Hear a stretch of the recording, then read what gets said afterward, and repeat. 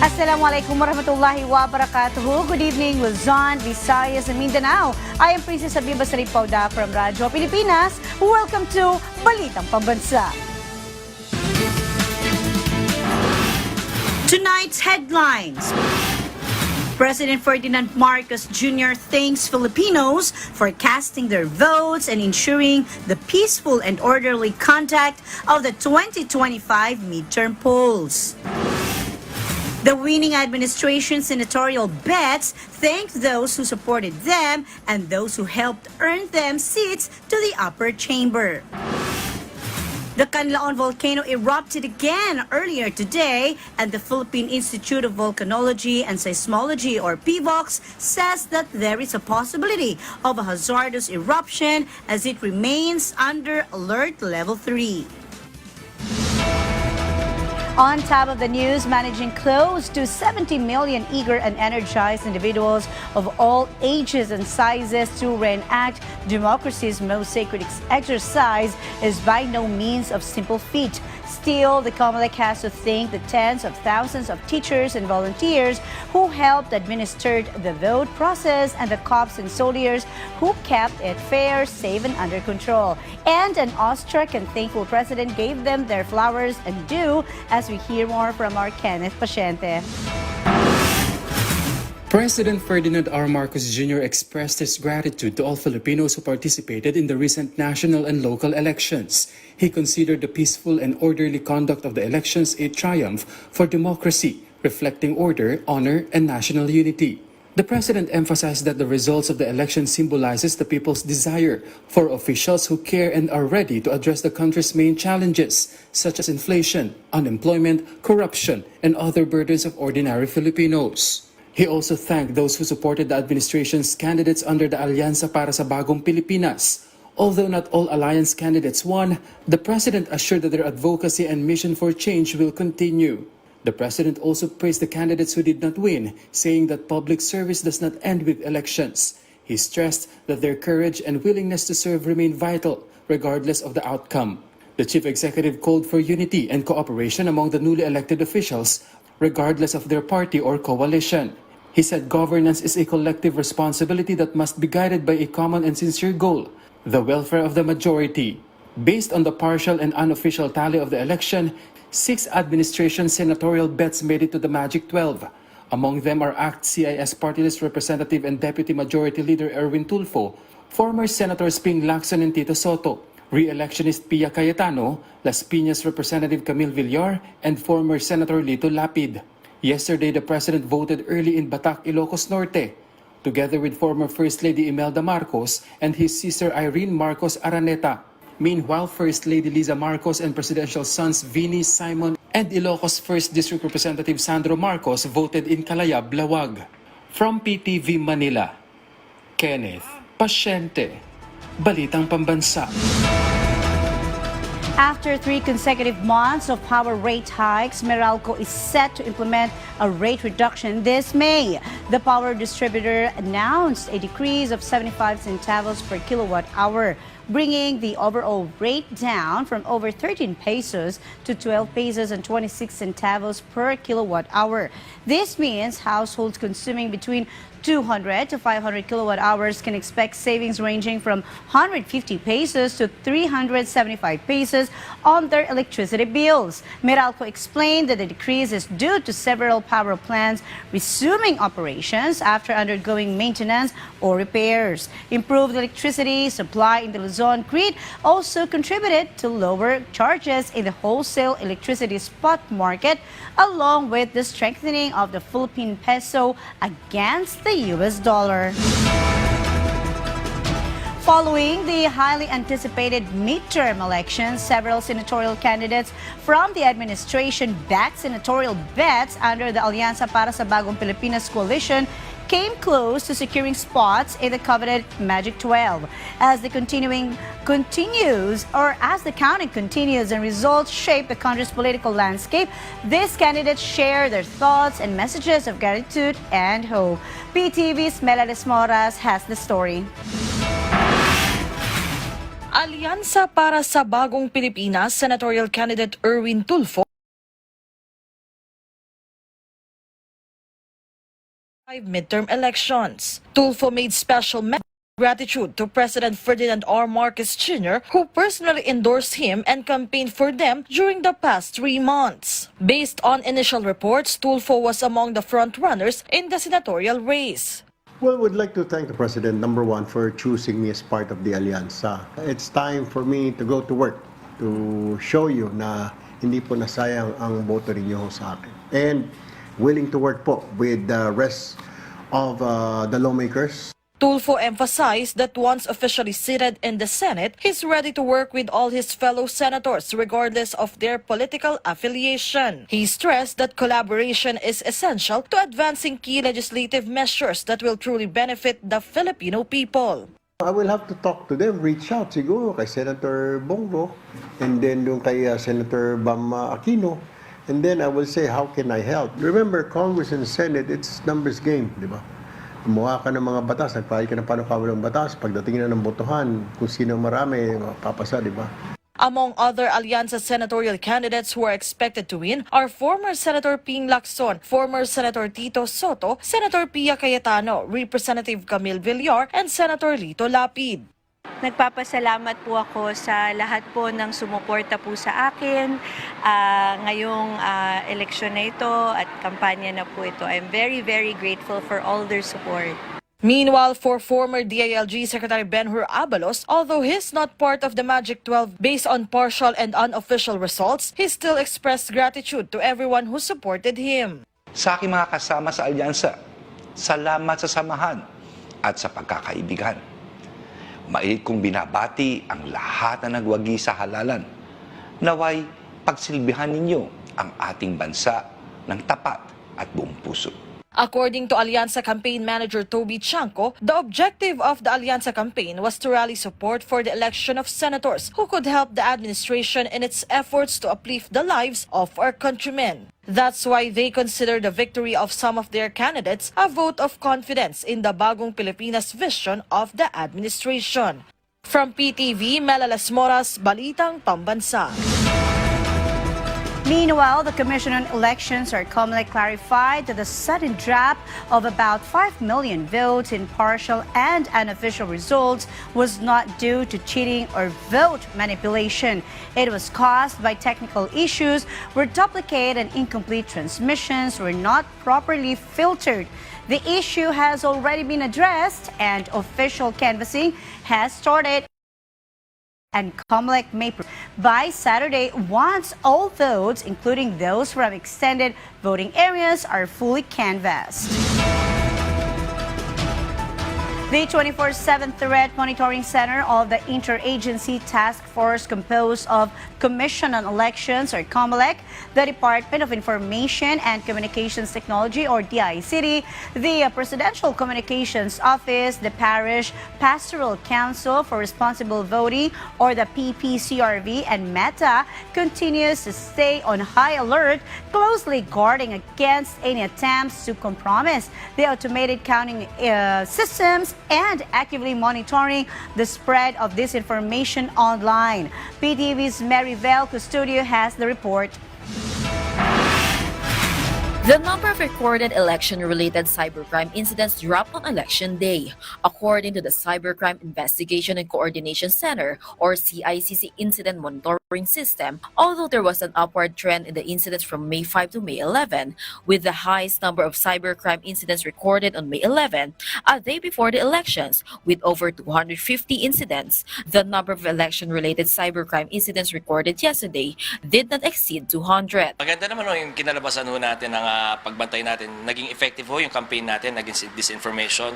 Mabilis din ang tugon ng COMELEC sa pagdidebunk ng mga maraming disinformation na lumabas regarding mga disqualified candidates. Kunyari, as of 3:36 p.m., only 150 election-related cybercrime incidents have been recorded today. This indicates a downtrend on the number of the incidents, even though vote counting is still ongoing. Most of these incidents reported or monitored are cases of disinformation and vote buying. Tuloy-tuloy na to kasi alam niyo naman after this meron tayo nung BARM, then after nung BARM magpre-prepare kami for the other activities that are coming like ASEAN in 2026. So tulad ng nabanggit ko kanina, maganda yung teamwork ba ngayon.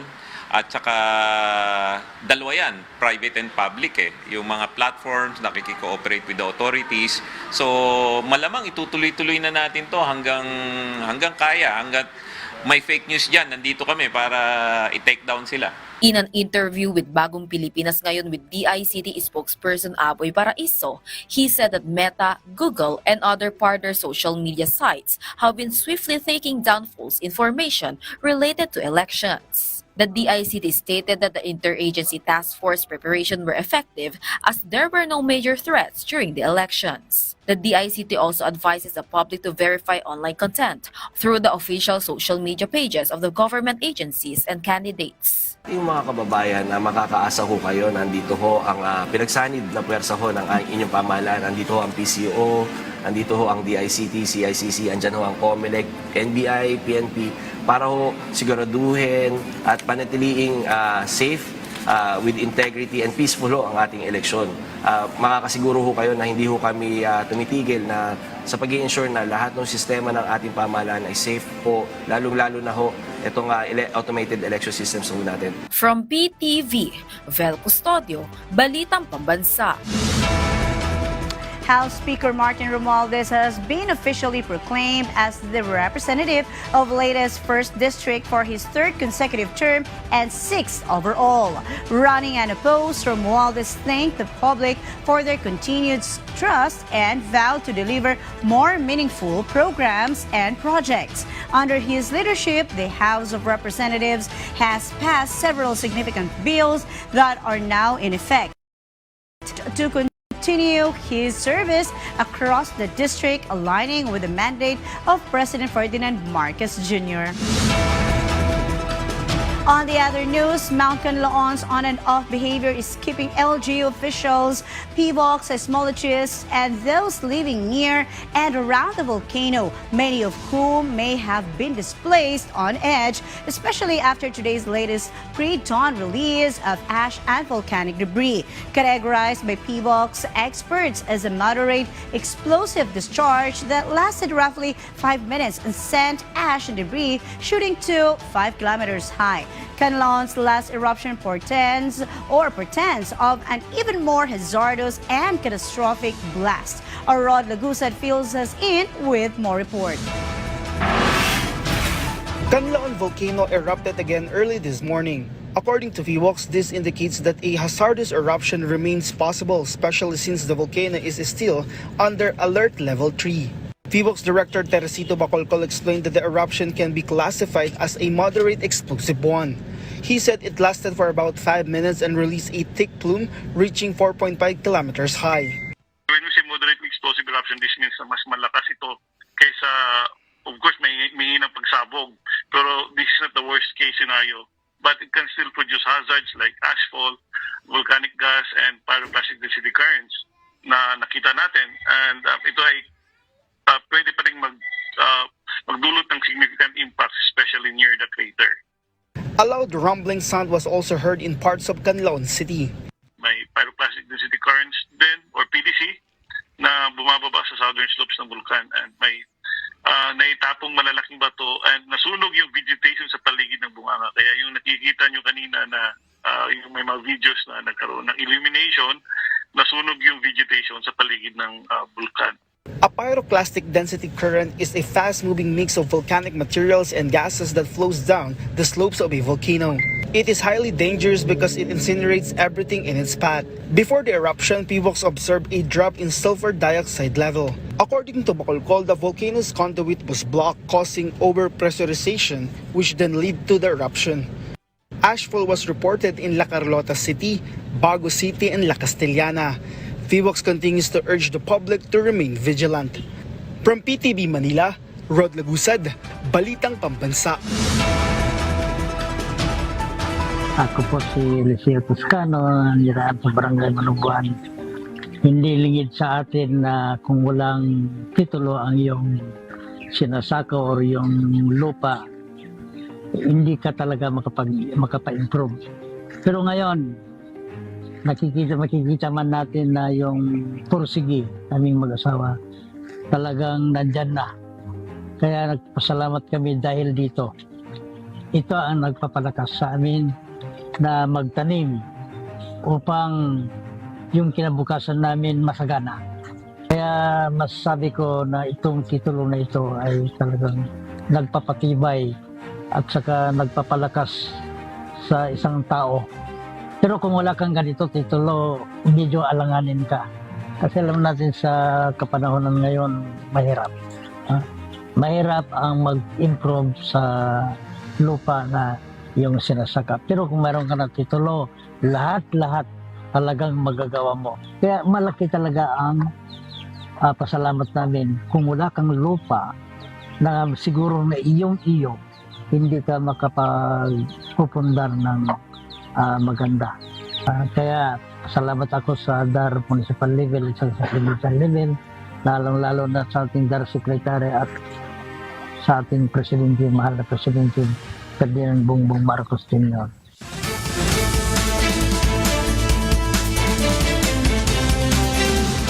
On the news, the numbers are still coming in, but not without a few bumps along the way.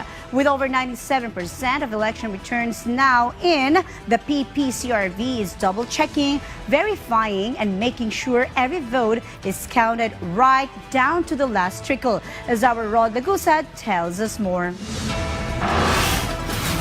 The Parish Pastoral Council for Responsible Voting or PPCRB has already received 97.28% of transmitted election returns in their transparency server as of 3:16 p.m.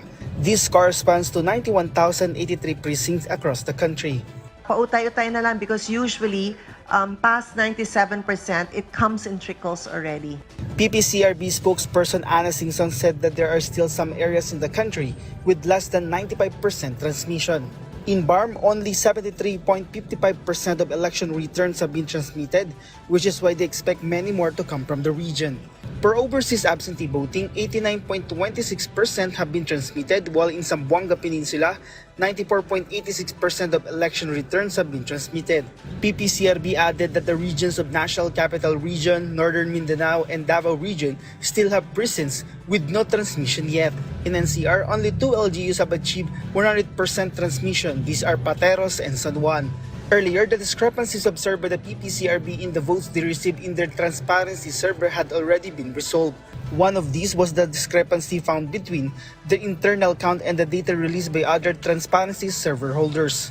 According to PPCRB, they withheld releasing the numbers while they were still verifying the data and discovered that their data, although it appeared different at the time, was accurate due to proper filtering of duplicate entries. In addition, PPCRB initially didn't have access to 18% of the transmitted election returns, where COMELEC dashboard showed 98.75% compared to the 7.9 returns received by the election watchdog. There's long processing time and COMELEC kasi gets the data in a different format than we do. Yung data sa kanilang server, di ba, MBOC, tapos COMELEC, yung data nila immediately human readable. Kaya agad napapakita nila sa kanilang dashboard. Yung data namin is machine readable. So, kailangan pa namin i-convert yon into a format that is understandable to everyone. Last night, the PPCRB could not immediately release results for the 2025 national and local elections after receiving data in a different format, which caused a delay in the release of results. The PPCRB also emphasized the importance of conducting a random manual audit or RMA where 762 cluster precincts will be randomly selected starting May 14. In this process, ballots will be counted manually to ensure that the votes match those transmitted by the automated counting machines. The RMA will tell us may dinagdag ba, may nagkamali ba or tama ba yung machine sa pag-assess ng ballot. So it will tell us, is the machine reading properly if we do manual, or is the machine reading even little marks which are not supposed to be there? That's why the RMA is important. PPCRB has also begun its unofficial parallel count where they compare physical election returns with the transmitted ones.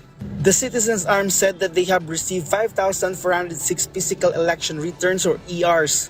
Singson reported that all these came from the National Capital Region including Quezon City, Makati, Manila, Pasay, Mandaluyong followed by Caloocan, which has already submitted 100% of its physical ERs, San Juan and Taguig. She added that they have 2 sets of verifier, and if there's a difference between them, it goes to a third verification with senior trustees of PPCRB. PPCRB expects to receive ERs from Luzon tonight. They are also expecting to receive ERs from the Visayas by tomorrow, particularly from the province of Cebu. Meanwhile, ERs from Mindanao may arrive either tomorrow or the day after. From PTV Manila, Rod Lagusad, Balitang Pambansa. The reckoning of votes cast for the local government polls in the country's capital city hit a few snags last night, setting back the start of the counting at least a couple of hours. Hence, while most of the winners of Manila's poll races were announced today, the official and much-awaited declaration of the winning mayoralty ticket had to take a rain check, as our Isaiah Mirafuentes reports live. Princess, no doubt, Isko daw lead Manila as they are formally proclaimed as the mayor and vice mayor of the city of Manila. Former Manila City Mayor Isko Dumagoso has just been proclaimed as the next mayor of Manila. His party mate Chia Chensa will be the city's next vice mayor. A huge crowd gathered to witness the proclamation of the new leaders of Manila. As early as noon, supporters of Yorme flocked to Manila City Hall. Past 6 p.m., Isko Moreno arrived in Manila together with Chia Chensa and their party mates. The vote counting in Manila took longer than expected. Last night, after the election, the counting was delayed by 2 hours due to signal issues. It was around 9 p.m. when the first election returns started arriving at the canvassing center. By 1 a.m., the counting was temporarily halted because some clustered precincts needed manual transmission. The counting resumed at 2 p.m. today. And just recently, Moreno and Atienza were officially proclaimed as the next mayor and vice mayor of Manila. Isko Moreno won by a large margin over incumbent Mayor Hani Lacuna and Sam Versosa. Meanwhile, in the vice mayoral race, Chia Atienza also led by a wide margin over Yul Nieto. The following candidates won in the congressional race. 1st District, Ernest Junicio. 2nd District, Roland Valeriano. 3rd District, Joel Chua. 4th District, Dr. Giselle Maceda. 5th District, Erwin Cheng. 6th District, Joey Uy. Around 5 p.m. today, the proclamation of the new Manila City Councilors began. Princess, make Manila great again. That is the promise of Isko Moreno when he begins his term as mayor. And that's the latest update now here from Manila City Hall. Back to you, Princess. Many thanks, Isaiah Mirafuentes. Meanwhile, the Overseas Workers Welfare Administration Office, or OWA, is broadening its reach to cover the needs of more of the country's migrant workers. Today, it unveiled its newest satellite branch in Quezon Province. The inauguration was held in part to celebrate the agency's 48th founding anniversary. Today's auspicious occasion kicked off with the christening of the office and the mandatory ribbon cutting participated in by members and officers. Joining in the commemoration were non-government organizations and key agencies of the bureaucracy, such as the Department of Labor and Employment and the Trade and Industry Office. During the celebration, the newest OWA members were also introduced to those in attendance. This latest OWA office branch is situated in the provincial capital of Lucena City, and its business or service hours are from 8 a.m. to 5 in the afternoon. It assures OWA members and their families in Quezon Province of continued and quality service. Meanwhile, the maiden rollout in Cebu of government's Benteng Bigas Meron na program of 20 pesos a kilo of rice was no gimmick or stunt that no plans of continuity. Earlier today, it made its debut in the proud city of Mandaluyong, as our Rod Lagusad reports. Nanay Virgie immediately bought 10 kilos of rice upon learning about the 20 pesos per kilo rice in the Kadiawa store at the Mandaluyong public market. Rice is one of the main expenses for her family, so at this price, it helps stretch their budget a bit more. Pero maski na, malaki pa rin niya sa portion ng budgeting namin, yung bigas. Kasi binibili ko nga yung premium mahal. Kasi pag hindi masarap yung bigas, hindi rin masarap kumain. Kasi siyempre mura, malaking diferensya dun sa mahal na binibili ko. Nanay Rosita was also happy because the price she used to buy at 29 pesos now dropped to 20 pesos. She said that the budget allocated for the rice will be enough for her family with more than 10 members. Super po kasing mababa siya. Kasya lang po sa pamilya namin. Kasi marami kami. Ado yung mga anak ko, apo ko. Kailangan, ganito murang bigas ang bibili ko para magkasa sa amin. Yan na po talaga kaya namin. Starting today, the 20 pesos per kilo rice at Kadiawa Center will be available to those from vulnerable sectors, including senior citizens, persons with disabilities or PWDs, solo parents, and members of the Purpose Program. At the Kadiawa store in Mandaluyong Public Market, shoppers quickly line up to grab the cheaper rice. And before half of the day even passed, it had already sold out. The Department of Agriculture or DA emphasized their plan to extend the program, which not only helps the vulnerable sector, but will benefit also others as well, as they aim to sell the affordable rice to the lower middle class or minimum wage earners who are also struggling with rising prices of primary commodities. This is also seen as a big help to those who wants to save money, as this week, cheaper rice will be made available in more than 30 Kadiawa stores in various parts of the country. We will be in 32 centers and markets this week. Ang usual naman po natin na base po sa run natin ng P29, yun po yung nauubos natin, nasa 30 bags of 50 kilos per week ang average. Sa outside Metro Manila ngayon, meron po tayo sa Bulacan, meron din po tayo sa Calapan. Tapos by this week po, meron din tayo sa Cavite, Laguna. So yun po yung target natin. The agency launched the program in the Visayas on May 1, but it was temporarily halted due to an order from the Commission on Election or COMELEC to avoid any political implications. The DA also responded to the criticisms from the people that the 20 pesos rice is not on a good condition. Ito po ay local rice, meron po siyang 25% broken siya compared talaga sa mga imported na 5% premium. Iba po talaga yung quality niya. Pero definitely po, ito nga po yung sinasaing namin sa DA, no? Ito rin sa bahay namin. Maganda po siya maalsa. Yun nga lang po, makikita natin yung grain, hindi po ganun kabuo dahil nga po 25% broken ito.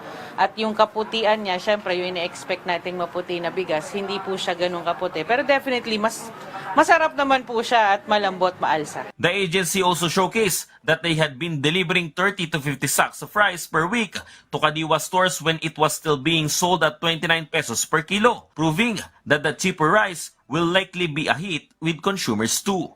From PTV Manila, JM Pineda, Balitang Pambansa.